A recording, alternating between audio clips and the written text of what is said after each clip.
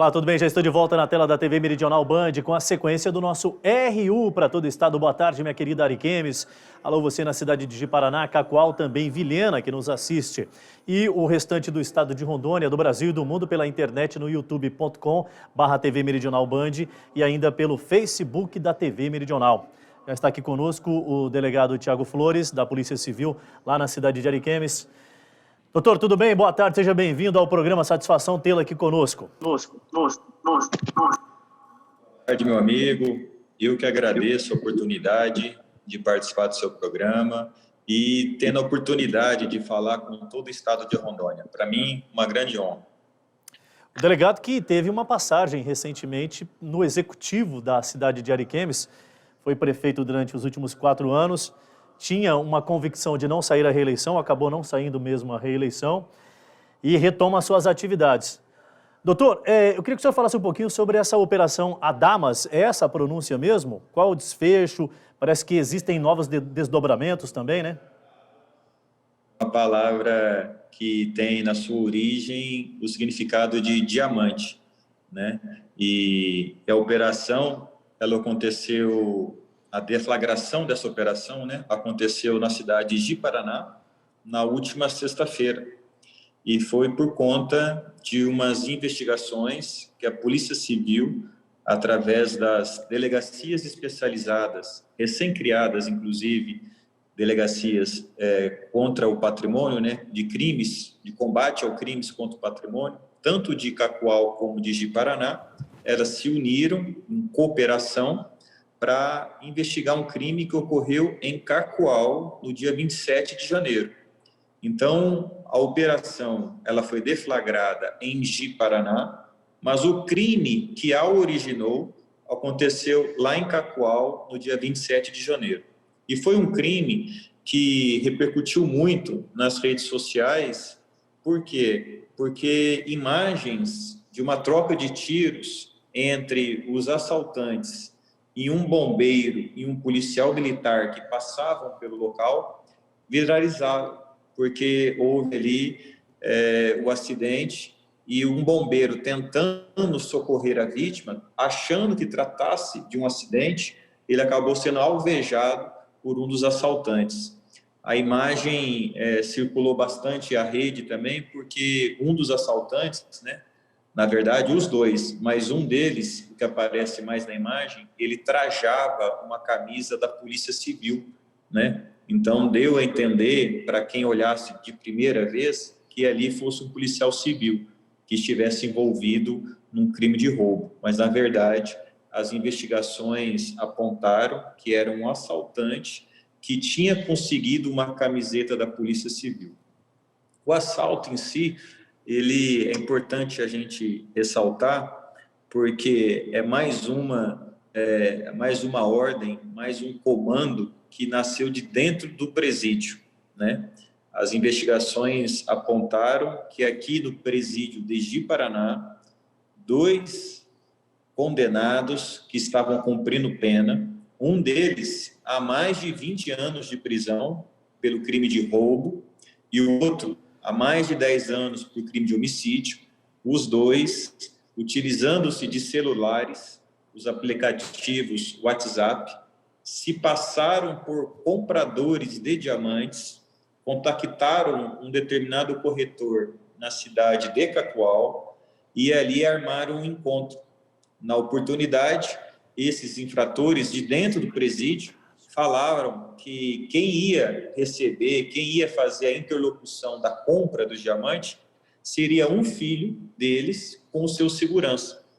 E aí, no dia do crime, né, dia 27 de janeiro, esses dois foram para Ji-Paraná, os falsos compradores, na verdade eram assaltantes, e após certificarem da autenticidade das pedras, quando eles perceberam que as pedras eram realmente diamantes, eles tiraram as camisas que estavam por cima e por baixo deles estavam camisetas da Polícia Civil.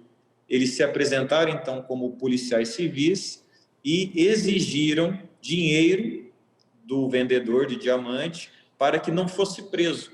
Por quê? Porque nós sabemos que a venda de diamantes, ela não se dá sem formalidades, que a lei impõe.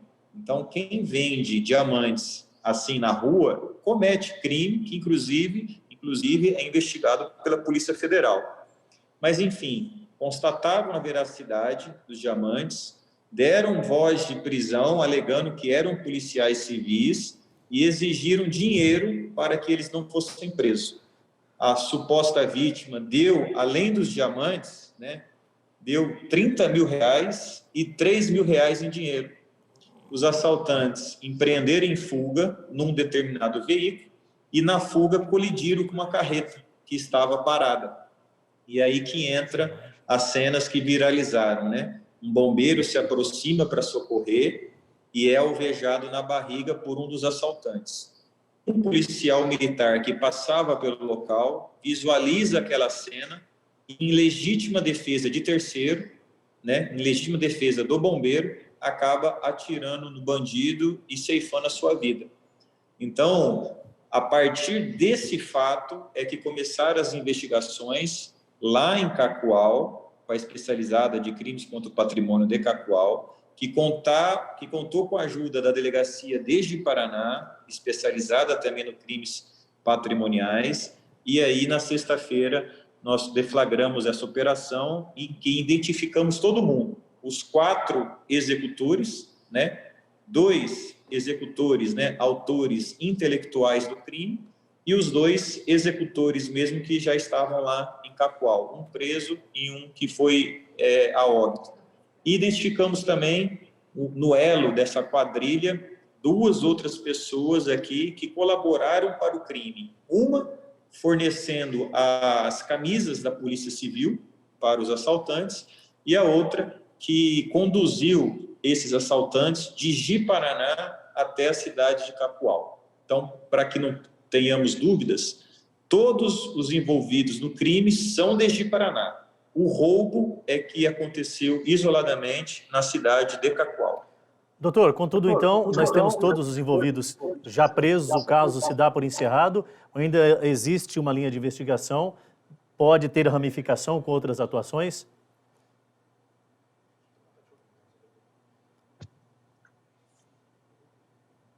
Produção, parece que o nosso convidado não está ouvindo. Vou tentar repetir aqui e ver se o senhor consegue acompanhar o raciocínio. Me ouve?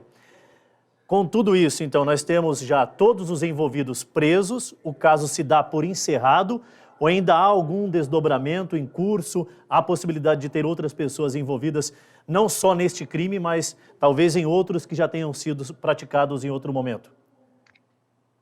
Não, o caso ainda está em investigação, porque pela quantia que a quadrilha tentava auferir pelo crime, ou seja, esses diamantes foram avaliados em cerca de 750 mil a R$1 milhão.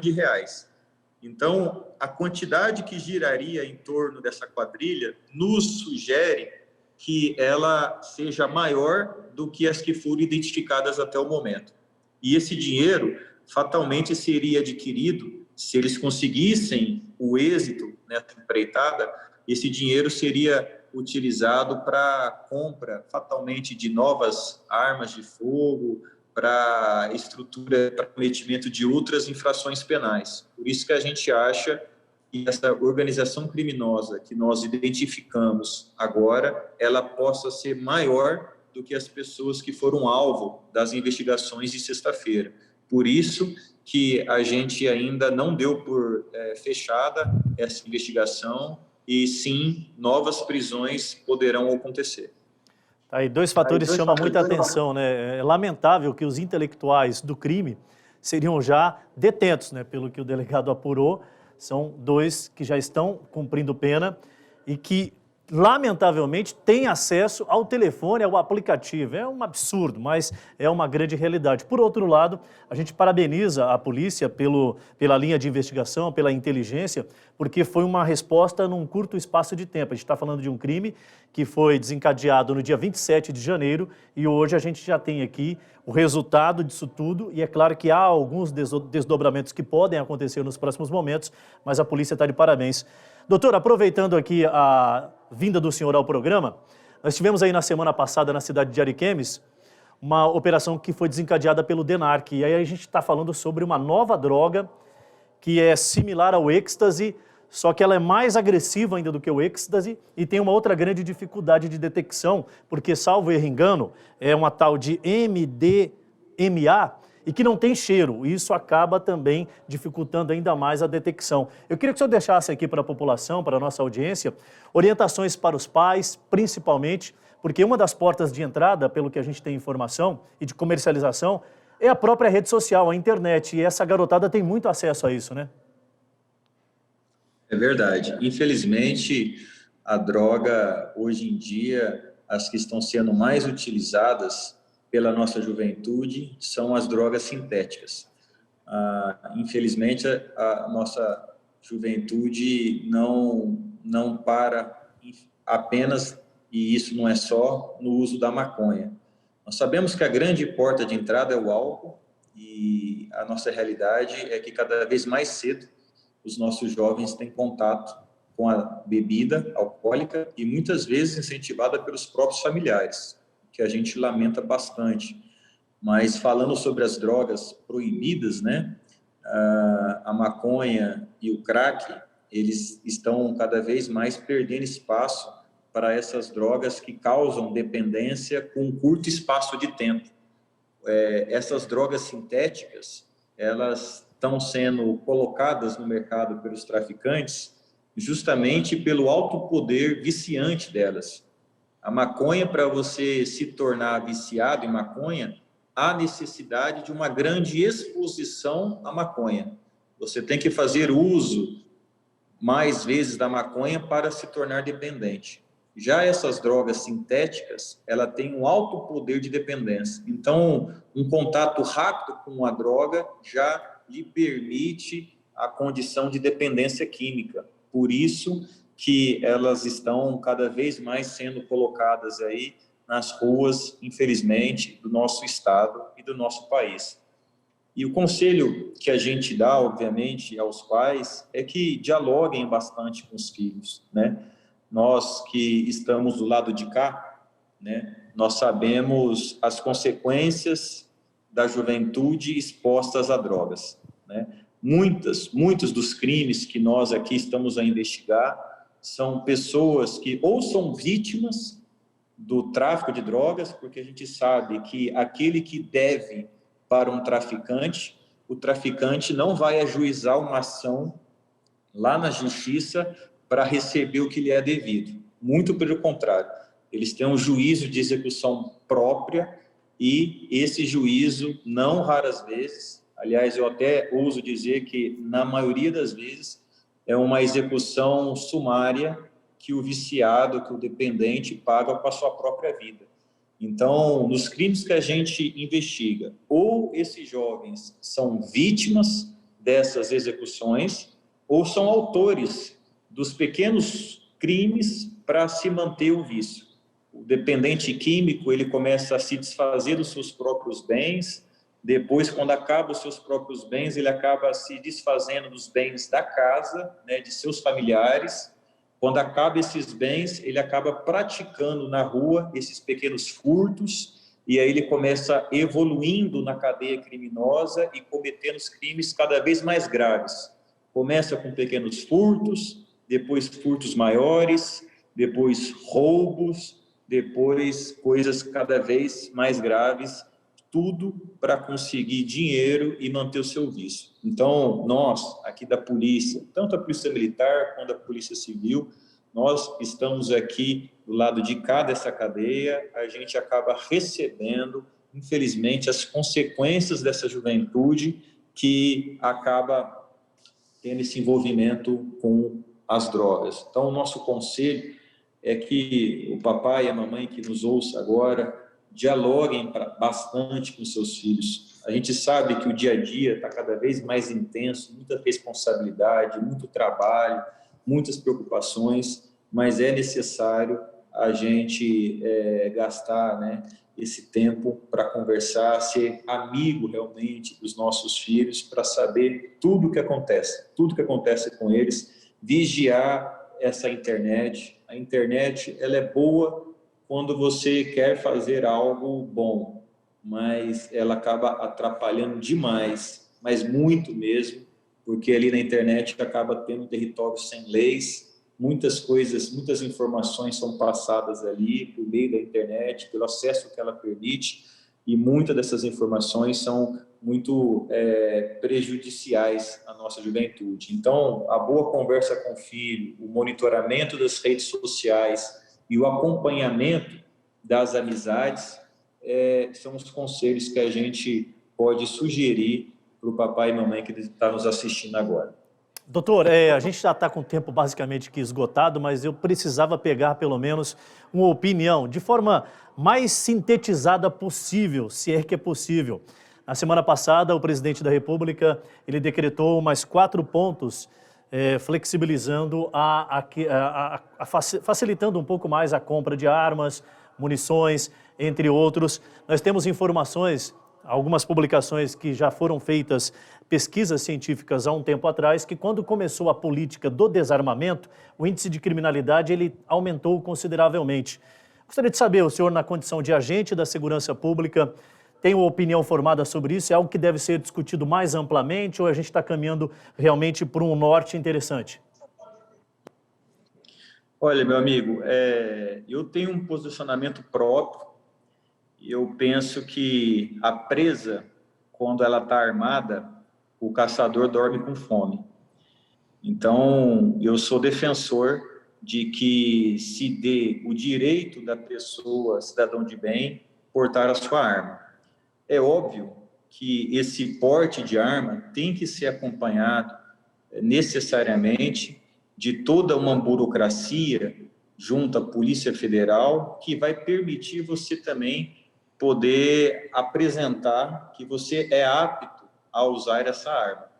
Então, o que o Estatuto do Desarmamento, com essas alterações hoje, possibilita, é aquele que queira exercer esse direito, assim possa exercê-lo. Então, eu tenho uma visão sobre esse tema nesse sentido, porque quando você fez aquela campanha contra o desarmamento lá em 2004, em 2003, as únicas pessoas que apresentaram as suas armas para entregar para o governo foram as pessoas de bem. A bandidagem não procurou os órgãos públicos para deixar a sua arma. Doutor? Então, a minha visão sobre o tema é esse. Tá, eu quero agradecer a sua participação aqui conosco. É claro que é um tema que renderia bastante ainda argumentações, discussões. Eu quero agradecer demais por ter atendido o nosso convite, aproveitar e cumprimentar mais uma vez a audiência que nós temos aí na cidade de Ariquemes, a TV Meridional Band com sinal HD, limpão aí para todo mundo, para toda a população acompanhar o conteúdo que é produzido a partir de Porto Velho. Só para fechar, agradeço, muito boa tarde. E a carreira pública política encerrada, como é que o senhor faz essa avaliação aí, os próximos momentos? Olha, no momento, obviamente, estou de corpo e alma aqui à minha casa, que é a Polícia Civil, mas eu gostei muito da experiência política e pretendo, se realmente assim Deus permitir e a população da nossa região aceitar, eu pretendo um dia retornar, sim, à política. Mas, por hora, me dedicar aqui à estruturação da polícia no interior do estado, que é a incumbência que me foi confiada pelo governador Marcos Rocha, tá bom? E muito obrigado. A oportunidade de participar, viu? Era um anseio antigo meu participar do seu programa. Muito obrigado mesmo. Obrigado ao senhor pela participação conosco aqui. E agora vira freguês, tá, o meu querido delegado? Quando quiser, o espaço está escancarado, é só acionar a nossa produção aqui e o espaço está aberto. Parabéns pelo trabalho que é desenvolvido aí pela Polícia Civil, não só em Ariquemes, nesta grande região do Vale do Jamari, mas em todo o estado de Rondônia. Eu vou para o intervalo bem rápido, daqui a pouquinho a gente traz mais informações para você que acompanha a programação da TV Meridional Band. Alô, Vilhena, Cacoal, Ji-Paraná e Ariquemes. Daqui a pouco estou de volta.